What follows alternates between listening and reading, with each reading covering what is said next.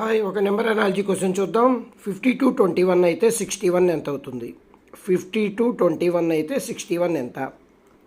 52లోంచి 31 తీస్తే 21 వస్తుంది. 61లోంచి కూడా 31 తీస్తే 30 వస్తుంది. మనకి ఇచ్చిన ఆప్షన్స్లో లేదు.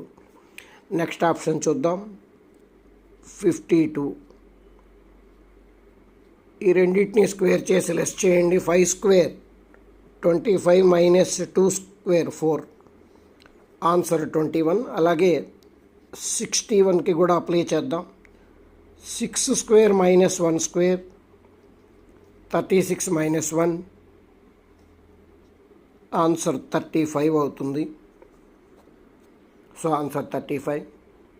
నా ఛానల్ని సబ్స్క్రైబ్ చేసుకొని వాళ్ళు ఎవరైనా ఉంటే ఇమీడియట్గా సబ్స్క్రైబ్ చేసుకోండి. మీ ఫ్రెండ్స్కి రిలేటివ్స్కి కూడా షేర్ చేయండి, సబ్స్క్రైబ్ చేసుకోమని చెప్పండి. రోజు ఎంతో ఉపయోగమైన వీడియోస్, షార్ట్స్ అప్లోడ్ చేయడం జరుగుతుంది. సో వాళ్ళకు కూడా దీని తాలూకు బెనిఫిట్ ఉంటుంది. నా ఛానల్ని ఫాలో అవ్వండి. Thank you.